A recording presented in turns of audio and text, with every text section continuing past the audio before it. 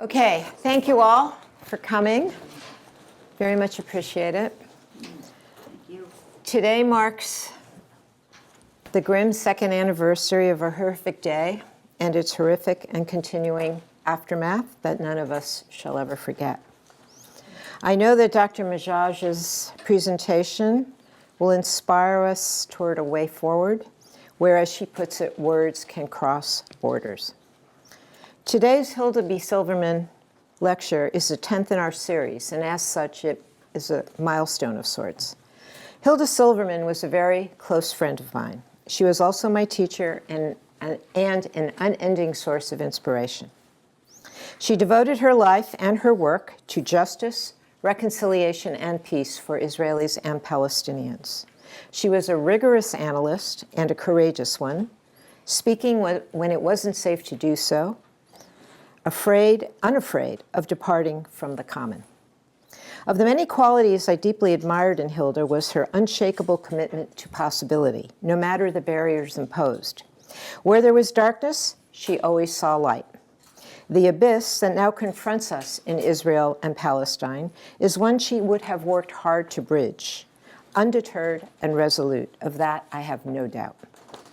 Her determination was rooted always in the humanity she saw and embraced in all people, urging solidarity with all victims, no matter who they were.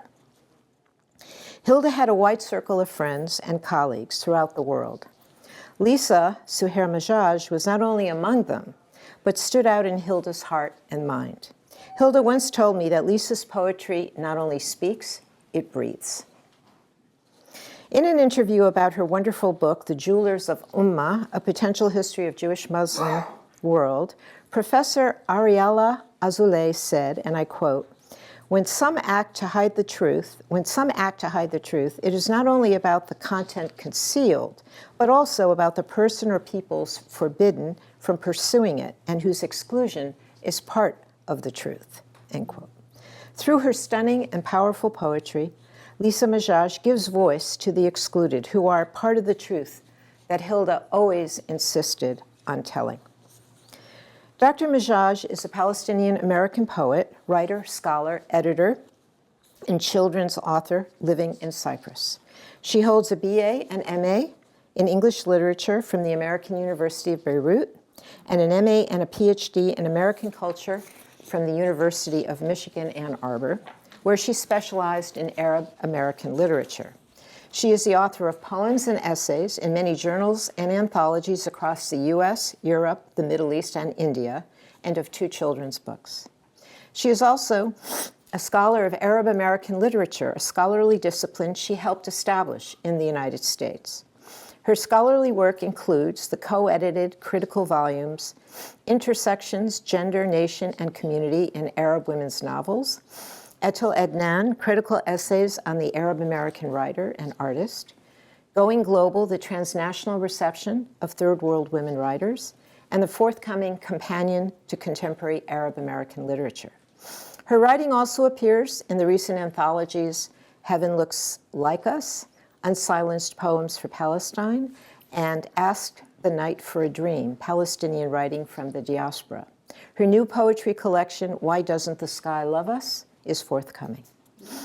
Dr. Majaj has held lectureships at many educational and cultural institutions, including Amherst College, Harvard University, Jordan University for Women, the Massachusetts Institute of Technology, Georgetown University, the University of Arkansas, the University of Michigan, the University of Mannheim in Germany, and the City University of New York.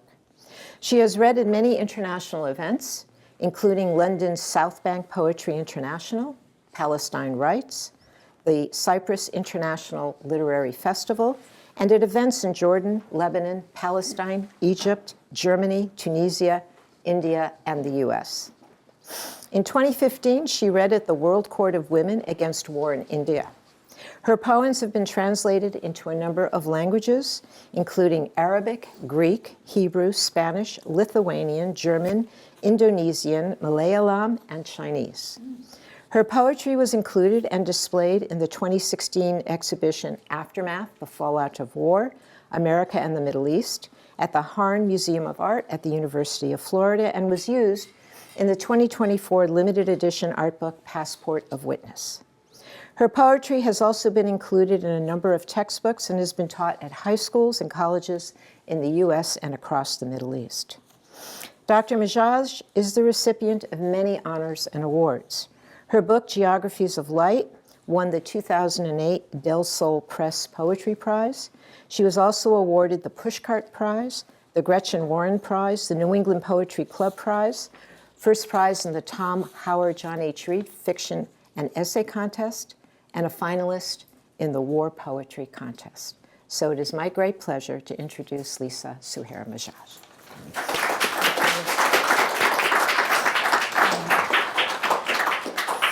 Thank you so much for that extremely generous introduction, Sarah. I'm really touched, and your words about Hilda brought me to tears. I loved her so much.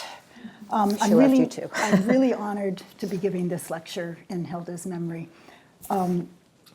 Hilda was a dear friend, one of the first people I met when I came to Cambridge in the early 1990s. I learned more from her than I can say, both personally and in terms of activism. She was a very formative person in my life. Over the past 2 years, I've thought of her often, knowing how heartbroken she would be and wondering what she would say and do. Above all, I find myself returning again and again to her core of humanism, which I'm sure she would say is the only path forward. So my talk today is called Crossings, Writing into the Maelstrom and the Poetry of Witness. I want to begin with 3 short quotations. The first is by Saadi Shirazi, the 13th century Persian poet, who wrote, "Humankind are all the limbs of one body." The second is by the Gazan writer Heba Abu Nada, 32 years old. She wrote this on October 9, 2023, and was killed 9 days later. She wrote, "Where are these fusillades coming from? From our hearts, each bursting from the agony of a Gazan."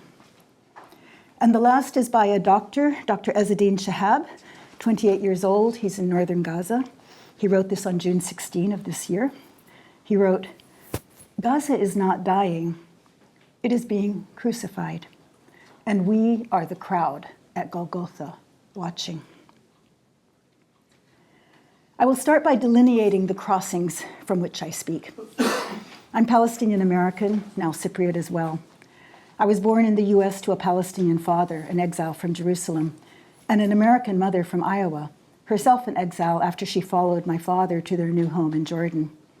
I was raised mostly in Amman, with a year in the US following Black September 1970, Jordan's military assault on Palestinians. I attended university in Lebanon during the Lebanese Civil War and the first part of the 1982 Israeli invasion of Lebanon, an invasion greenlighted by the United States. Fleeing on a student refugee boat that was seized by the Israeli Navy and taken by force to Israel for interrogation, an experience during which my American passport was a shield and my Palestinian identity a liability, forced me to grapple more deeply with the intersecting implications of my identity. After my refugee experience, I moved to the United States, then echoed my parents' migratory trajectories and followed my partner to my own new place, Cyprus. I learned throughout that identities, life paths, and spaces of belonging are not bounded, stable, immune to change.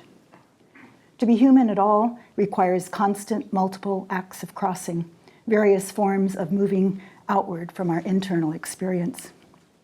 My academic and creative work throughout the years has focused on the complexities of such crossings as they shape both individual lives and the communities, histories, and geographies of which we are a part. Inherent in all border crossings is the core reality not only of difference, but also of what we take with us across the border only to find it again on the other side, the commonality of what we share as humans. Yet these points of intersection are too often ignored or denied. There are those who believe that the only way to protect their own humanness is by denying that of others, by making their enemy an other. We circled the wagons to protect our groups, familial, religious, cultural, national, ethnic, racial. But what happens when we refuse to cross the boundaries of our self-identification to connect with those who are not us, to understand that they are as human as we are.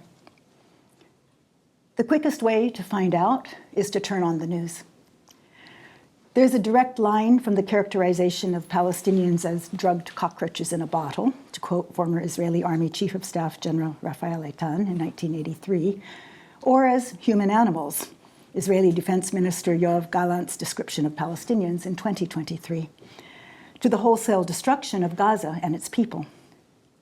After the 1967 war, Israeli diplomat David HaKohen told a British politician that Palestinians, quote, are not human beings, they are not people, they are Arabs, unquote. As Ahmed Akkad pointedly noted, quote, the West killed over 5 million people in the Middle East since 2003, and they're calling Iran a threat to peace. This contradiction is only allowed to stand because the world doesn't see 5 million people in the Middle East as human. The epicenter of this assault on humanness is currently in Gaza. To have had one's eyes open at all the past 2 years is to have witnessed a stunning maelstrom of violence unleashed on the imprisoned population of that tiny strip of land. Even as human beings are forbidden to exit, the food and medicine that might keep them alive a little longer is forbidden to enter. Scenes of bombed tents in schools and hospitals, bodies strewn across the ground in pieces, bloody children without limbs, starving, desperate people trying to wrest a sack of flour for their children, being gunned down at militarized aid distribution points have become routine. Yet major Western news outlets often make such liberal use of the passive voice that a reader who has somehow managed to avoid all media, perhaps a reader on Mars, might be excused for not grasping who is doing the killing. For decades, international observers termed Gaza an open-air prison. The more accurate term now is arguably that of concentration camp, as civilians, repeatedly dislocated, often 7 to 10 times or more, are herded into smaller and smaller death traps. We should remember the background to this forced concentration. 80% of Gazans are refugees or descendants of refugees, originally forced from their homes into Gaza in 1948. Occupied by Israel in 1967, Gaza has been blockaded at various levels of intensity since 1991, subjected to repeated waves of bombings, termed by Israel as mowing the lawn. After 2007, more punitive blockades restricted all movement of people and goods into or out of the Strip by land, sea, or air.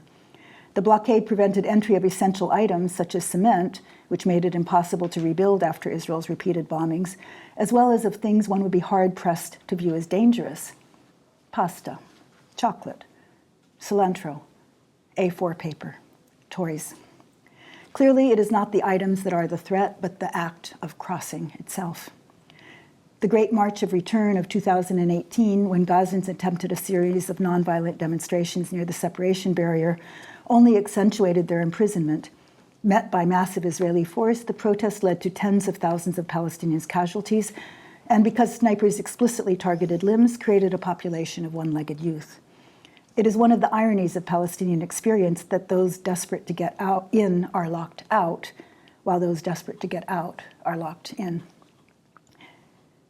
The enclosure is not only physical, it creates mental prisons as well. Gazan writer Malek Hijazi recalls, quote, the only place that gave us a fleeting sense of freedom was the sea. We often call it the Gaza Sea, even though it is part of the Mediterranean. Somehow it always felt disconnected from its other parts, as if it had turned into a vast lake trapped within Israeli-made borders. It became difficult to imagine that we were close to Jaffa or Alexandria or Athens. Israel had successfully isolated us from the world, and eventually we began to believe it was unreachable, unquote.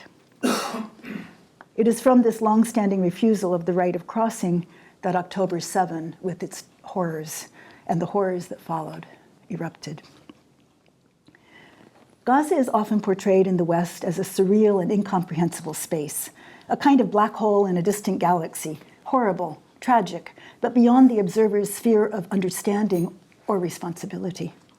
We watch perforce from a distance, a location we imagine equates safety. When Gaza is mentioned, the response is often something between a knee-jerk defensiveness and a shrug. There's nothing we can do, people say, hurriedly changing the subject. as if to avoid being asked even to care, as if Gaza is too far away to really matter. But no matter where one is in the world, it takes a special effort not to see what is happening and to realize our connection.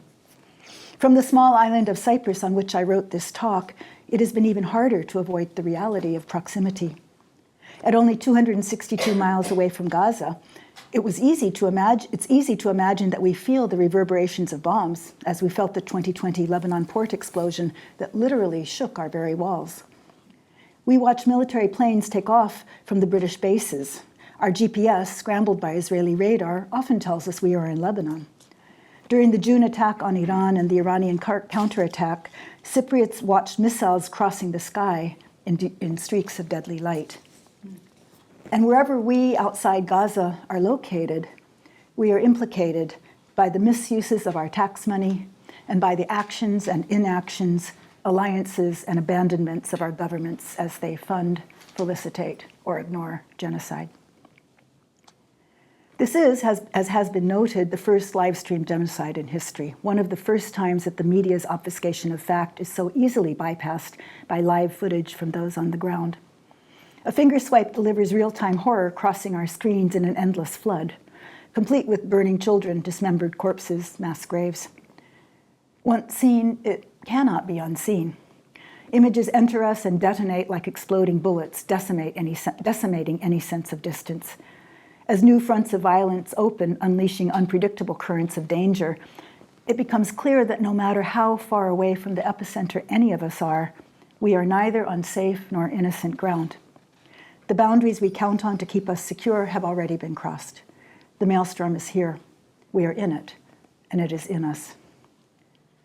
The question then becomes, what do we do with this knowledge? How do we position ourselves in relation to it? Do we seek to ignore it? Confront it? How does it change us? How do we allow it to change us? Each morning I open my phone and I'm confronted by posts from strangers or from people I know personally or have gotten to know online, sharing atrocities they, their friends, relatives, neighbors, and communities are enduring as I sip my coffee. There are the countless smiling before photos that seek to challenge death's erasure by affirming the human light of the person killed. But the caption says it all. This person was and is not. Was and is not. And then there are the posts that explicitly do not seek to spare the viewer, that portray bloodied, amputated, emaciated, burning humans, the weeping and the dead. A while ago, a friend shared a photo of his special needs cousin who died in North Gaza of starvation. The image showed a contorted skeletal body, mouth open to a grimace, bared ribs protruding through flesh. In normal times, such images would seem a desecration of the deceased. But we have crossed into a desperate terrain where the urgency of getting the world to see and be shocked enough to act takes precedence over normal sensitivities. Gazans repeatedly tell us, as one person wrote, quote, "We need your outrage. We need the world to stop pretending this is normal. We need your voice," unquote. Like many of us, I respond to this flood of horror viscerally. So viscerally that often I cannot breathe. In part, this is because I'm Palestinian, albeit a hybrid Palestinian who speaks little Arabic and has never been to Gaza. It is not just that I have personal connections to people in Gaza and people whose family are there. It is that I'm a member of a Palestinian communal body of which Gaza is a part, and that part is bleeding to death. But I also respond because I am very simply human. And because what is taking place is an atrocity against the core definition of what it means to be human. Growing up in Jordan, I cried over Holocaust literature. It would be impossible not to weep over Gaza, not because Gaza is Palestinian, but because Gazans are people. The task is not just to save Gaza, though this is the most immediate emergency. It is also to save a concept of humanity that is slipping through our grasp. As Malik Hijazi wrote, quote, "Israel's oppression is not just a local tragedy and is not complicated. What Israel is doing in Gaza is a stain on humanity. Speak for Gaza so the genocide will not be normalized and repeated in other places," unquote. It is true that despite the organized attempts by those in power to suppress dissent, the number of those speaking out for Gaza is growing in unprecedented ways. There are many in the world who have chosen to cross the boundaries of their personal positions to make common cause for justice and humanity. When Israelis accused Irish activists of being Palestinians, a term meant as a slur, the Irish claimed the identification as a badge of honor. After a lifetime of seeing Palestine erased from both the map and from narrative spaces, I still do a double take when I see the student protests and encampments, the avenues of the world flowing with rivers of people willing to risk personal safety, community acceptance, degrees, jobs, and more, to say simply, stop. As Peter Dow noted on X, quote, an entire generation of young people now view the Palestinian cause as central to their political and moral identity, unquote. And this willingness to stand up for causes beyond oneself is a willingness that can be nurtured. As Palestinian-American writer Susan Wadi Daraj observed, quote, the generation we dressed in T-shirts that said, choose kind, and in a world where you can be anything, be kind, unquote, is coming through, unquote. But as the nightmare of war continues and widens, it has become clear that many, whether through self-interest, intransigence, racism, Islamophobia, ignorance, futility, fear, or simply simple indifference, cannot or will not do this. Gaza has been so cut off from the world for so long, its boundaries so policed, its society so stereotyped, the humanity of its people so erased, that every expression of voice serves to reinscribe Gaza into the human record. Each speech act, each communication is itself an act of crossing, of verbalizing what would otherwise remain silent, a way of articulating agency and communicating to the world. The first crossing is within the self, from inchoate thought to words, from mind to expression, which is by its very definition an outward movement. As Palestinian-American Hala Al-Yan wrote, quote, the first act of protest is often an interior one, unquote. The next crossing is communicative, a movement beyond the boundary of self to speak to an other in a space of shared humanity within which solidarities can be forged. But to speak is only one part of the conundrum. The other part is to be heard, and to be heard, there must be a listener. In her influential book, The Body in Pain, The Making and Unmaking of the World, Elaine Scarry notes that language serves as, quote, a consistent affirmation of the human being's capacity to move out beyond the boundaries of his or her own body into the external, shareable world, unquote. Her discussion explores the ways in which violence and oppressive power, especially in contexts of torture and war, destroy this capacity for self-extension, resulting in a schism between body and voice. Against this destruction, expression stands as a counterweight, asserting not only the speaker's humanity, but also agency, the ability to enact change. Scarry describes poetry, for instance, as a process in which the poet, quote, works to remake human sentience. By means of the poem, he or she enters into and in some way alters the alive percipience of other persons, unquote. Writing from, to, and about Gaza offers vivid examples of this process of moving beyond the self to speak to and in some way change the other. Gazan writers have long sought to defy Gaza's prison walls and to imagine the possibility of freedom. Even before 2023, writers in Gaza characterized their writing as a lifeline, a way to express the enormity as well as the ordinariness of their experience, a way to stay alive, a way to insist to the world that they are alive, that they have not been erased, that they will not be erased. As Gazan writer Omar Musa put it in 2021, quote, writing poetry is an attempt to translate oneself, to break down reality, or create a reality apart from the one we live in, unquote. But today, Gazans write under conditions that are life-threatening in the most literal ways possible. Like everyone there, they experience hunger, thirst, displacement, terror, injury, illness, homelessness. They grieve the deaths of relatives, friends, and neighbors, and they are at constant risk of death themselves. By the time we read their words, they may have already been killed, in some cases because of their words. In addition to the killing of a staggering number of Gazan journalists, at least 248 as of this September, according to the UN Human Rights Office, there is the case of the writer Rafat al-Harir, who gave an impassioned interview to the BBC after October 7, and who was killed in a direct strike that surgically targeted the apartment where he was sheltering with his family, but left the rest of the building standing. Rafat had played a key role in bringing Gazan voices to the world in English, both through his co-founded project, We Are Not Numbers, linking young Gazan writers to mentors outside Gaza, and through the literary anthologies Gaza Writes Back and Gaza Unsilenced.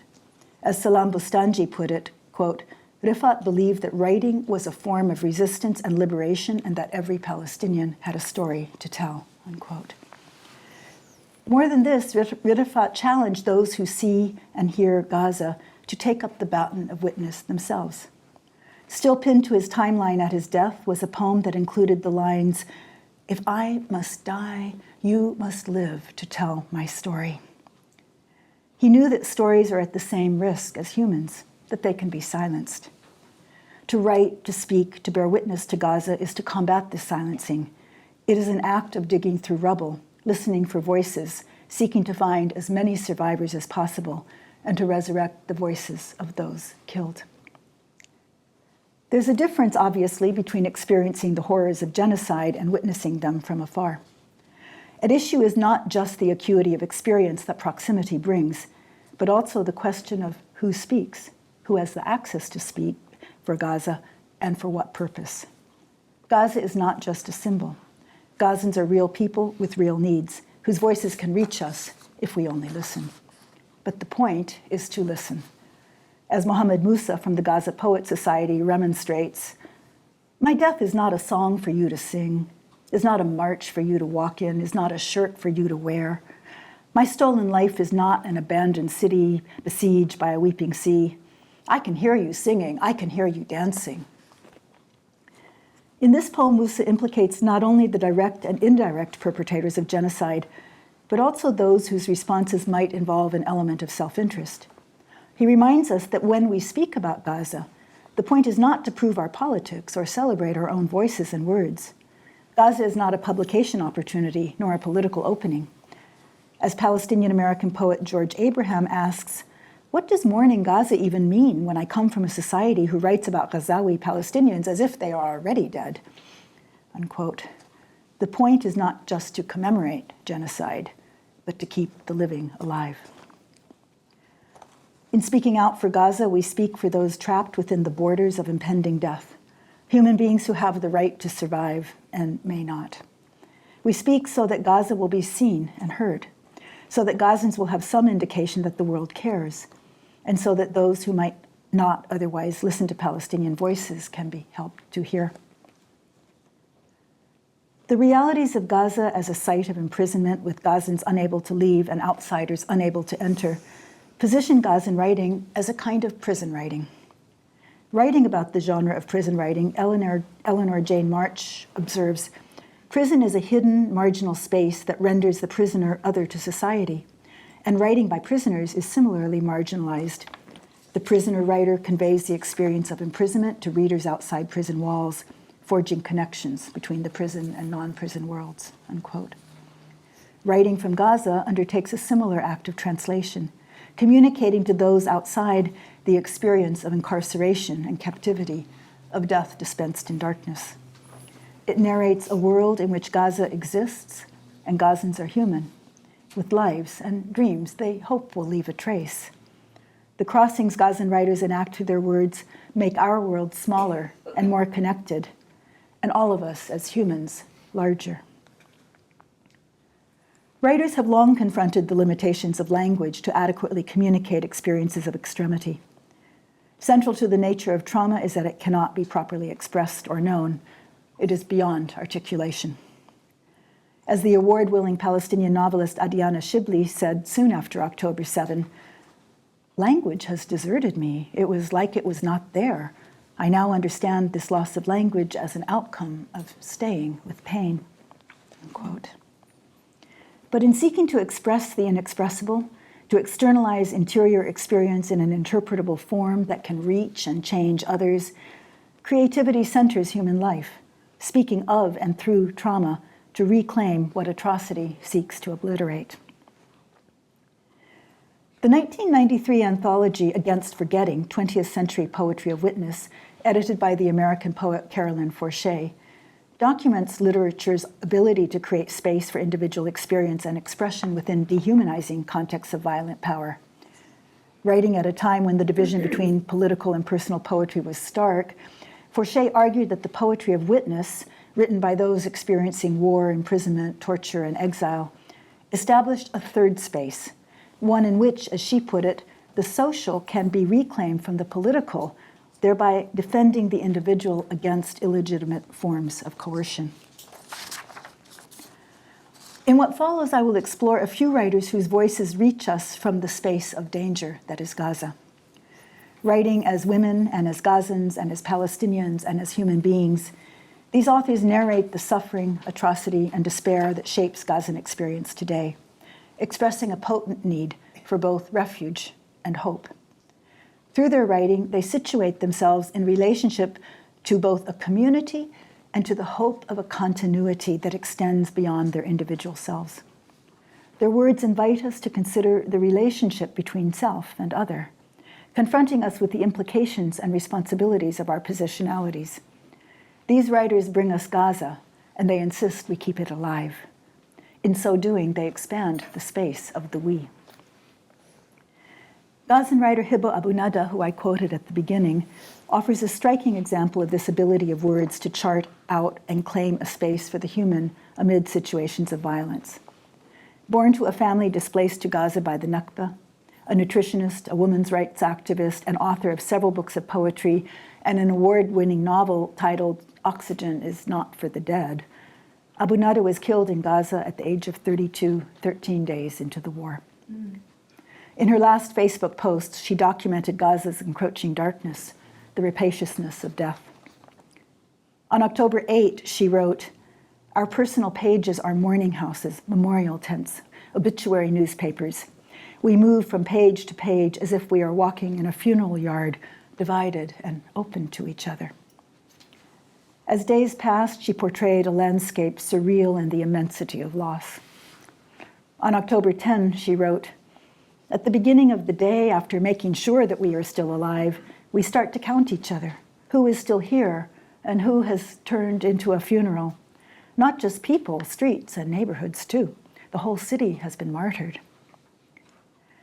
On October 17, she lamented, "Babies died that haven't even used their names yet."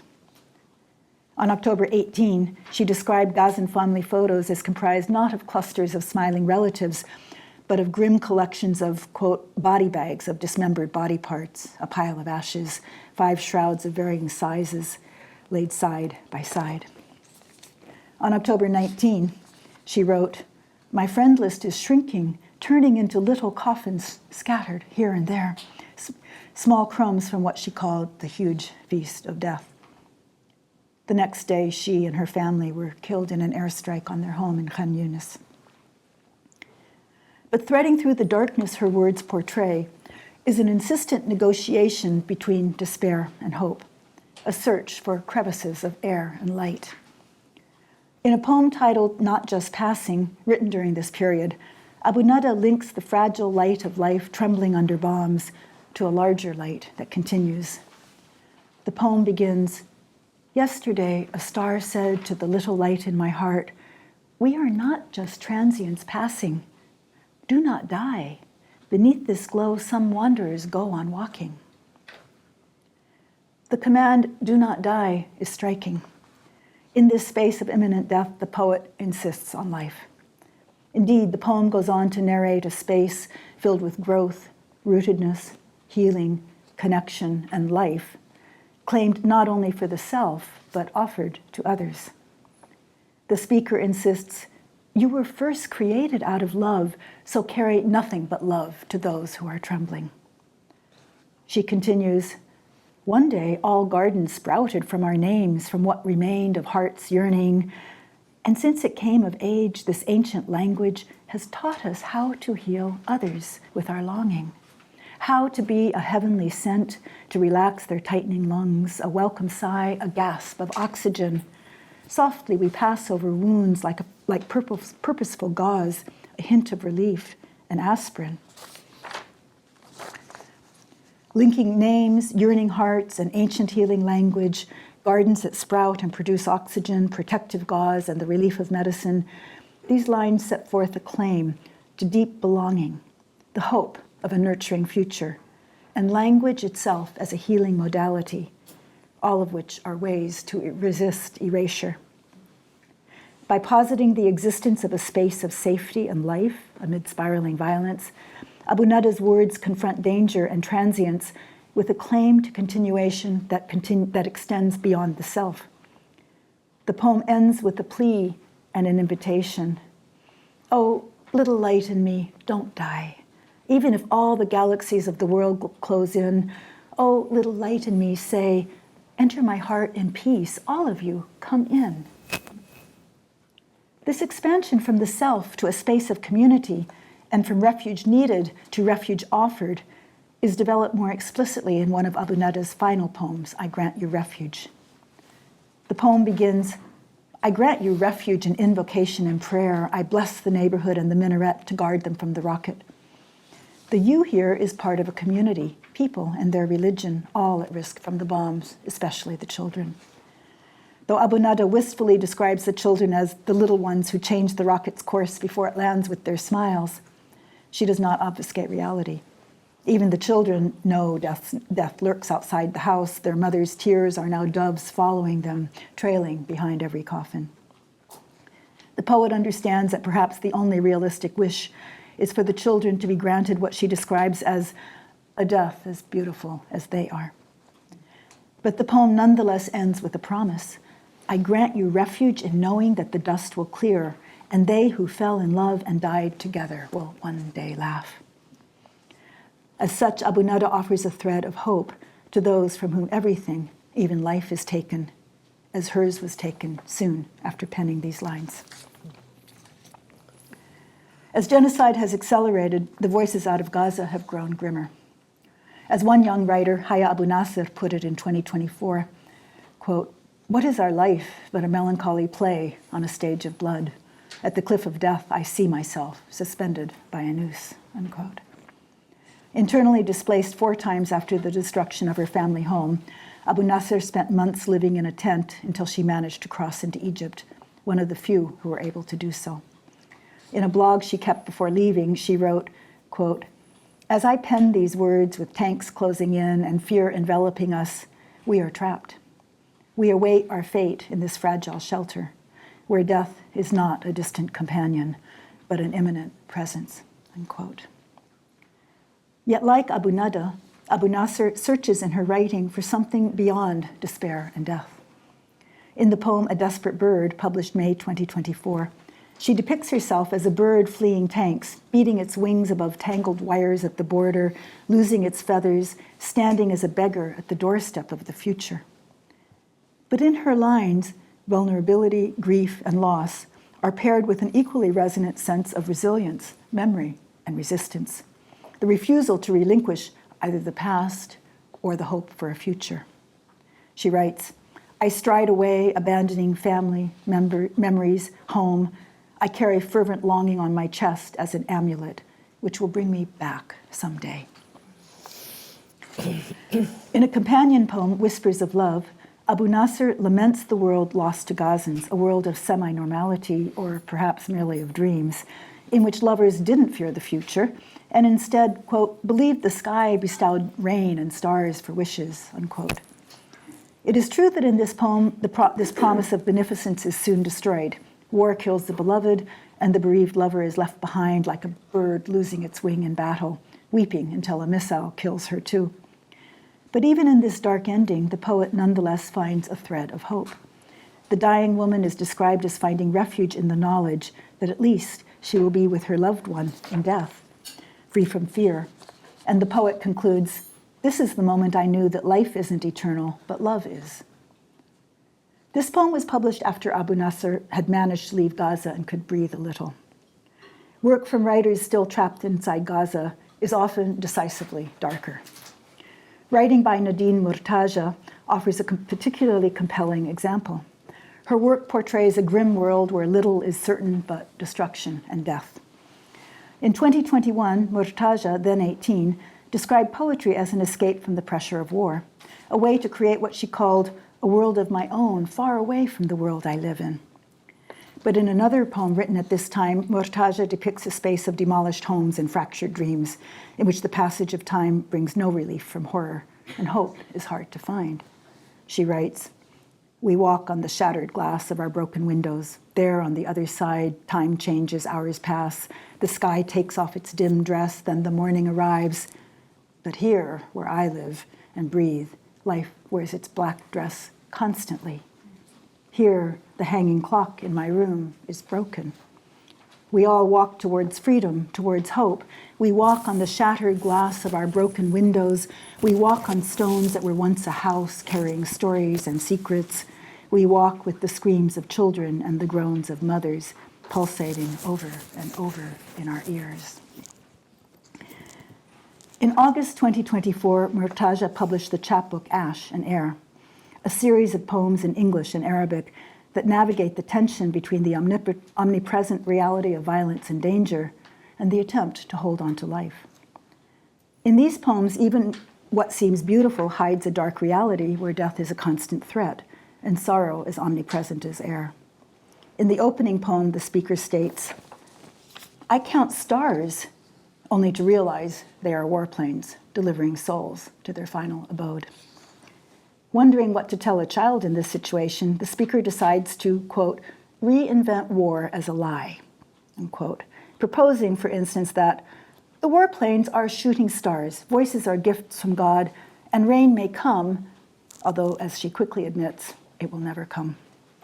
Next, she experiments with comforting the child with truth, stating, for example, that the key he found in his grandfather's drawer was not for a museum, but for his stolen home. But telling the truth about the past requires telling the truth about the present as well.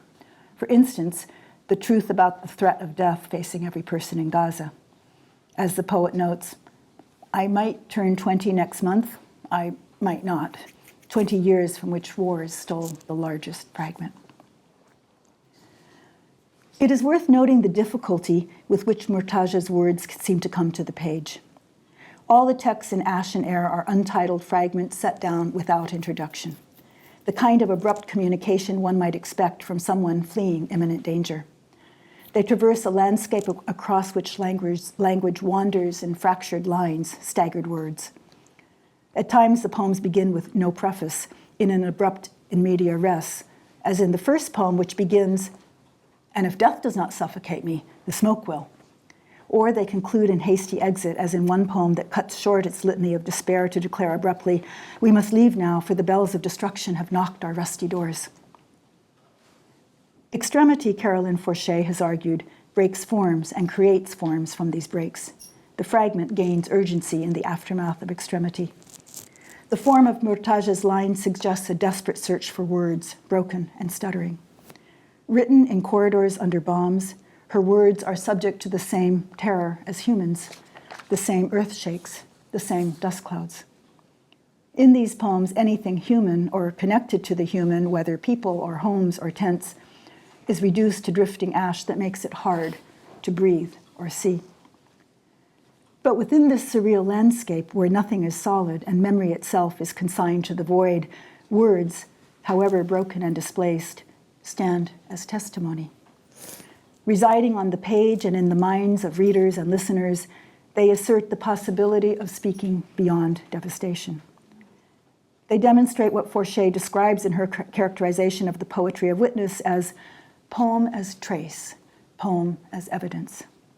They rescue lived experience from the missiles that seek to destroy all aspects of the human.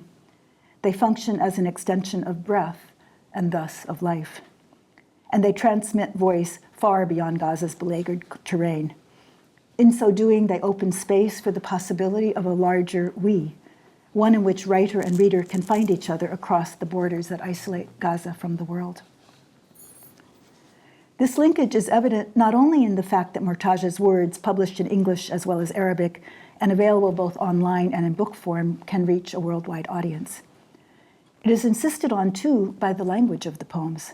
which ask the reader to grapple with the implications of the relationship between writer and reader.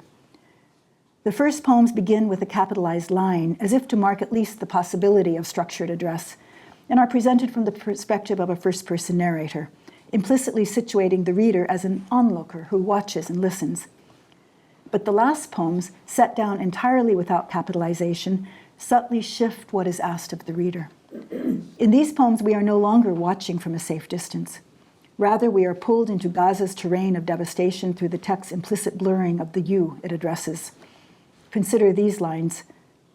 Open your eyes to spot the ghost of a tent melted with salt and rain, and run toward your home, standing upon the limits of time, a memory marked only by the missile that stole all proof of its existence. These lines could be read as a speaker addressing herself, but the you in these lines at the same time interpolates the reader into the poem's landscape of devastation. Thus addressed, we can no longer remain passive onlookers. Drawn into this landscape of horror, we are forced to grapple with the implications of this crossing and to allow uncomfortable knowledge to enter.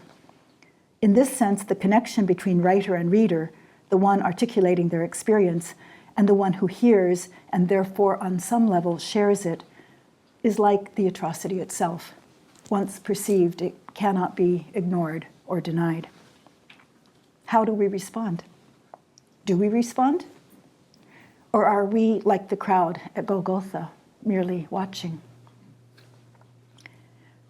In a time of genocide, the role of witness, to narrate and provide testimony to the truth, takes on urgent proportions. It is an especially fraught role for those with a personal relationship to Gaza. Safe at a distance, the Palestinian diasporic witness is at the same time wounded by this distance. As Hala Alyan observes, this wounding is, quote, an extension of the violence of dispossession.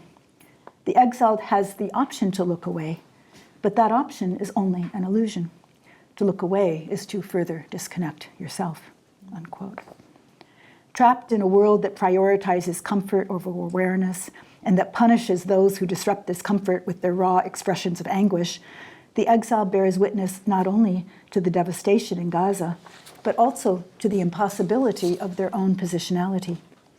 As Alyan writes, quote, the diasporic witness is discredited for their proximity to the land or disputed for their severance from it. And she says that she's asked, why don't you go back to Gaza? Or keep writing from your warm house.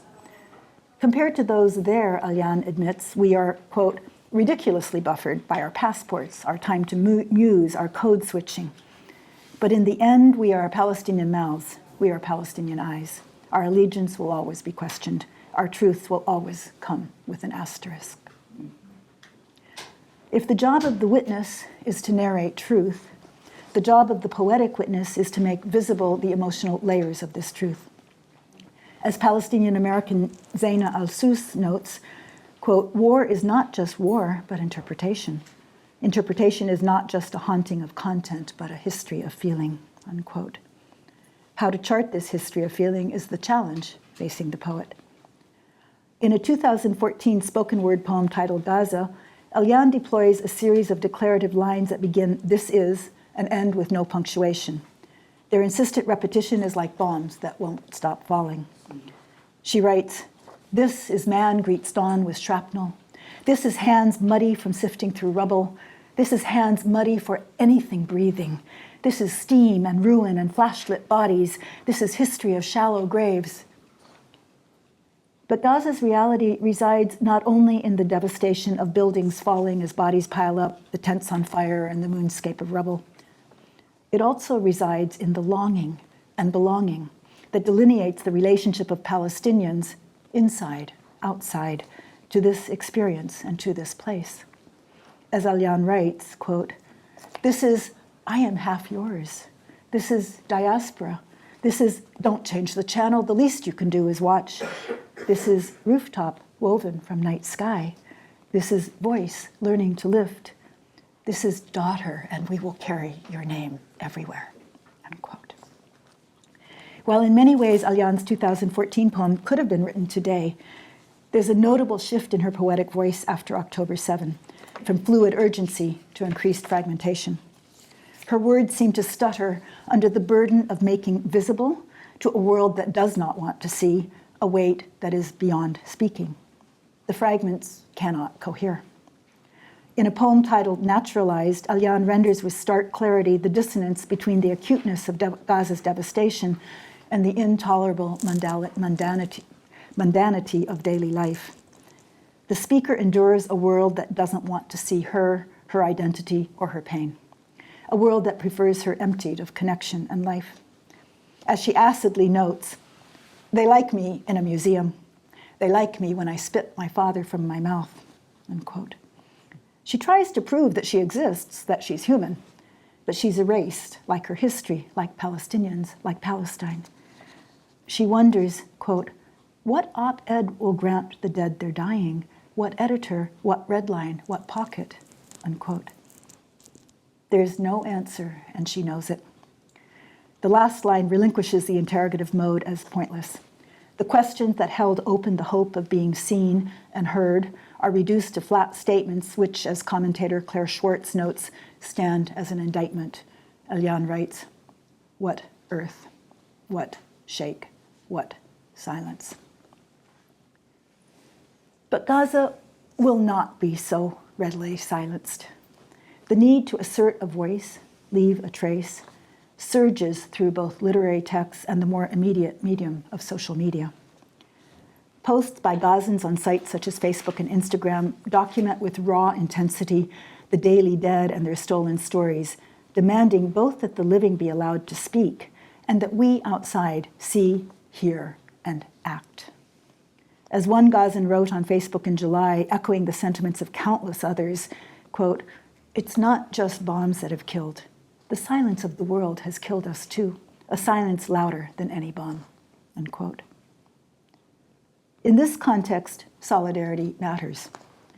As Malak Hijazi writes, quote, in Gaza, what has been taken from us is not only our loved ones, our homes, our infrastructure, or our ability to move. What has been taken from us is also the belief that our lives are seen as worthy.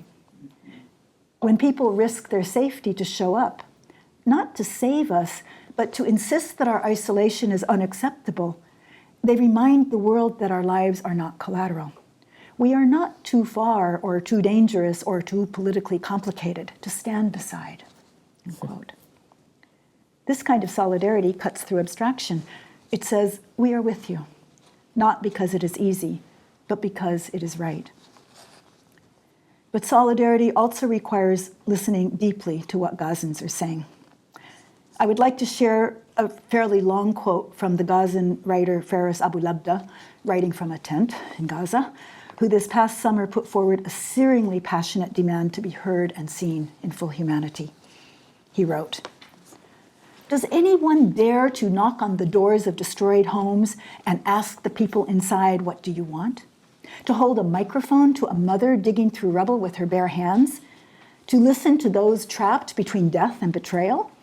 As if we, the people of Gaza, are minors in the records of this world, a herd pushed between wars, borders, and sieges?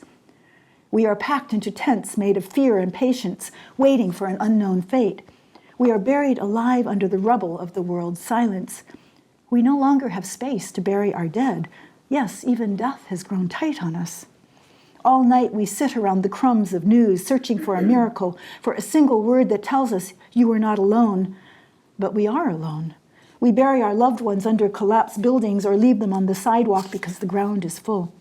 We write our names on the walls of houses that will be destroyed tomorrow. We write our wills on shrouds that haven't even been sewn yet.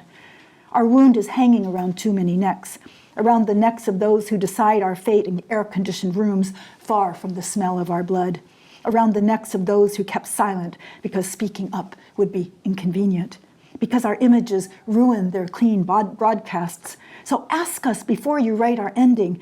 Ask us before you erase us from the map. Give us back our stolen voice. At least let us choose the shape of our death, since we were never allowed to choose the shape of our life. Unquote.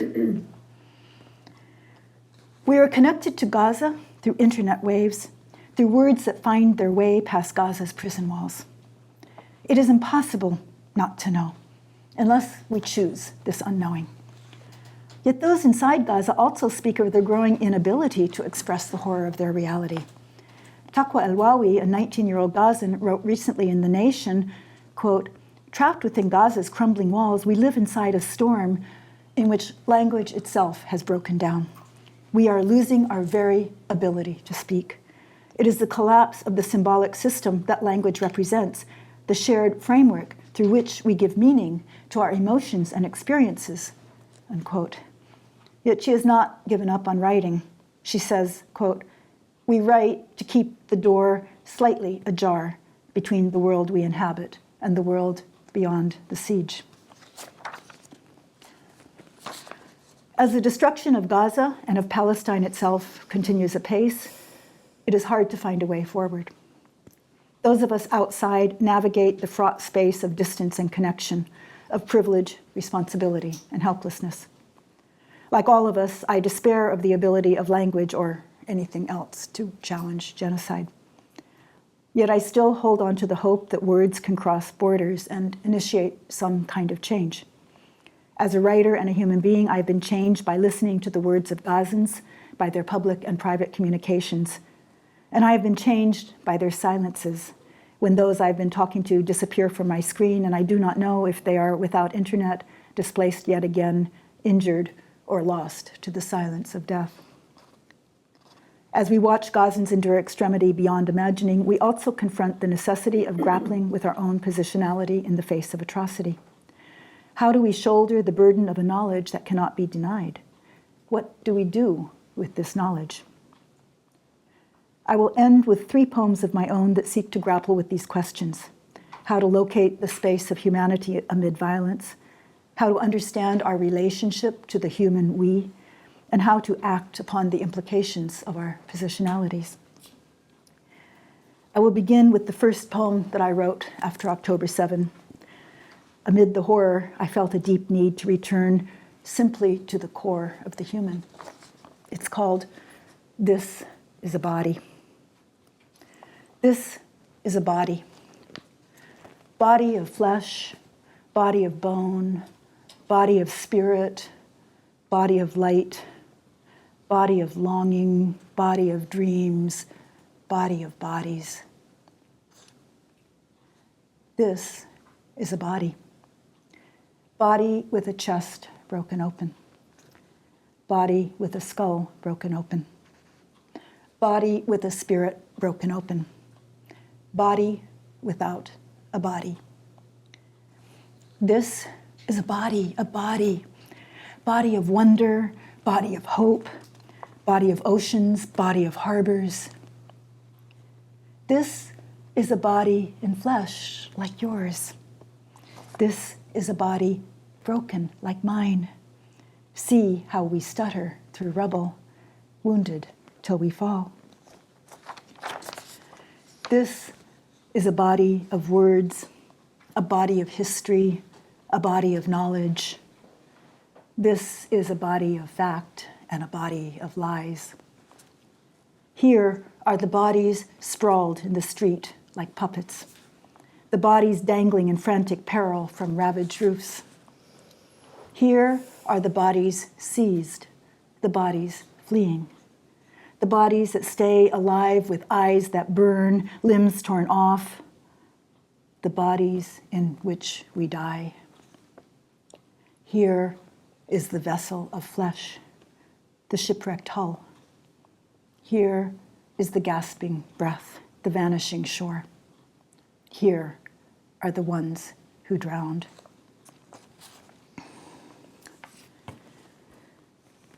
The next poem was written in response to a video of a young girl in North Gaza filmed walking barefoot down the road with her injured little sister slung across her shoulder. And it's called "What We Carry." There is no bearing this weight, but she carries it anyway. Little sister slung like a rucksack across her shoulder, broken leg dangling, her own eyes limned with dark shadows, blonde hair falling across her hair like a curtain, gap-toothed attempt at a smile. As she speaks, she shifts her bundle of sister. Not a burden, not heavy.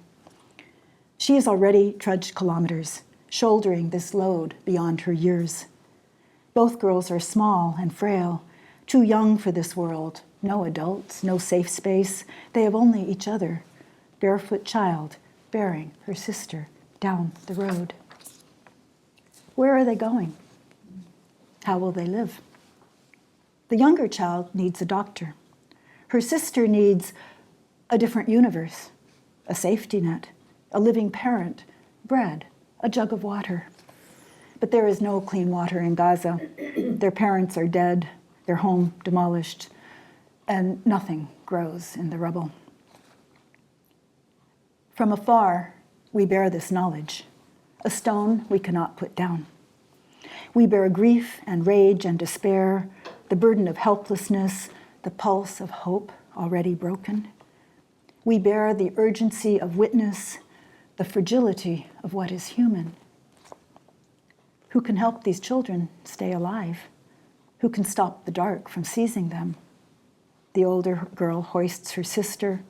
This burden that is not a burden hunches herself into the weight of love and walks. And the last poem is titled Gauze. When you learn that gauze comes from Gaza, you will begin to understand how light passing through translucent fabric illuminates the delicate porous openings between threads that interweave to allow molecules of air and light to flow from one place to another without blockade or border. And you will learn how gauze allows us to see, though dimly, through the haze of grief, shrouding what is soft and vulnerable, like the length of fabric a child steals from her mother to drape across a table for a hideaway, peering out without understanding what is happening, too young to know yet that there is no hiding in Gaza.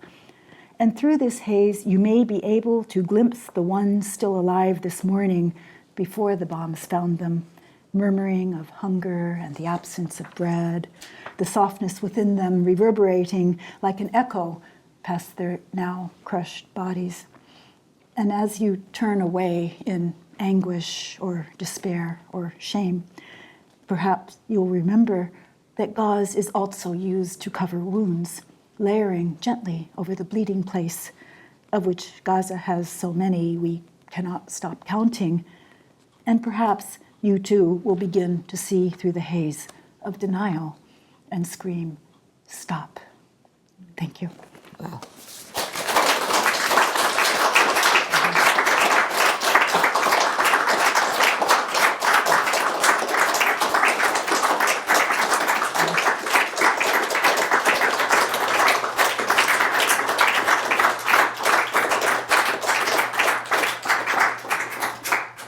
Thank you, Lisa. That was extraordinary.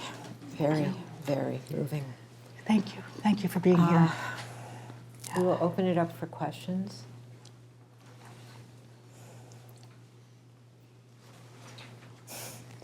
Thank you so much. Hi, Kathy. I loved hearing your poetry, and I also feel that you were kind of an ambassador to some poets who are from Gaza and maybe not with us anymore.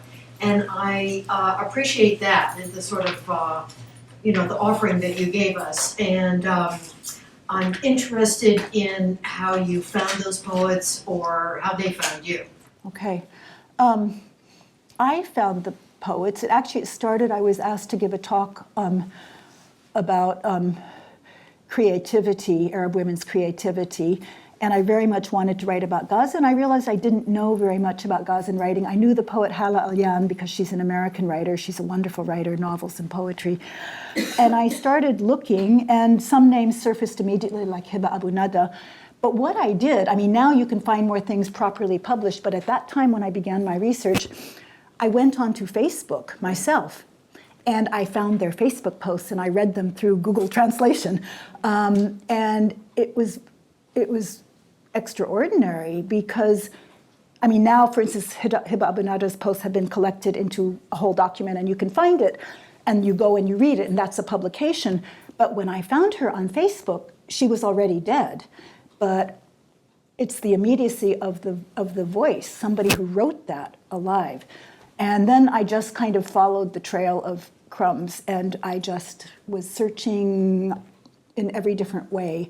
And I found a lot more writers than this. I have a whole sheaf of voices, and it was a bit hard to decide who to focus on.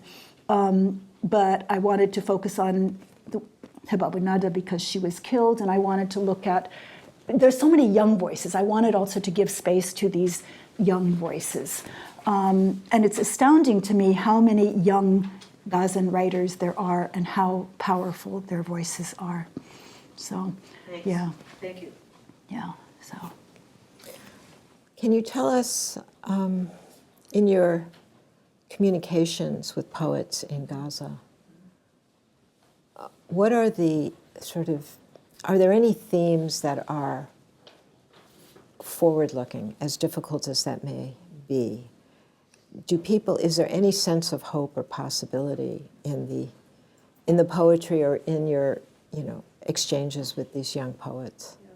And and also I've had exchanges with people who are not trying to write poetry. This man, Faris Abu Labda, he's now published his Facebook posts as a book. Mm-hmm. And I've talked to a variety of people. It kind of fluctuates, actually. And sometimes people say we will not be broken and our voices will persevere and Palestine will never die. And other times they say we have no words left and there is simply nothing more to say. And what I talked about in these writers about that negotiation between despair and hope is what I was hearing from people as well. And I mean, and the realities of the commonalities that connect us all as humans when people don't have something to eat and they don't have water and they're trying to figure out whether they will flee to an unknown place with nowhere to go or stay and risk death. Yeah. So, and now I've lost touch with some of the people that I was writing to, and one resurfaced recently. But when I was trying to ask her to tell me how she was, and she was just like, I have nothing to say. There are no words. And that's what several people said to me. There are just no words. And this was a young woman who was eager to write, and she's published some articles in different places. This woman is not a poet, but she's a writer. And she was quite eager at the beginning to talk to me, and we had a lot of conversations. And now it's just like, can you help me get out? I mean, many people ask me that, can you help me get out? I'm like, I don't know how. I mean, so, but some, and other people say we will not leave. But there's no consistent thread, and despair is growing, I would say. Yeah, yeah. So, and I follow the poets from the Gaza Poet Society. I'm not in personal touch with them. I tried, but I didn't get an answer. And their poetry is, I mean, the poems that are posted on that site are very potent and often very despairing as well, very despairing. And I mean, early on, they were using the poetry site to say, can you please help us survive? And so they do a lot of things now to try and get some money so that people can get food and water, So, I mean, these realities, we think of, literature sort of occupies a different realm, but it's written by real people in real bodies. So, yeah. So, I think you've given us so much to think about and process. yeah. Anyway, Lisa, I want to thank you so much for your truly extraordinary work and for coming here and sharing it with us. We really appreciate it. Thank you very much.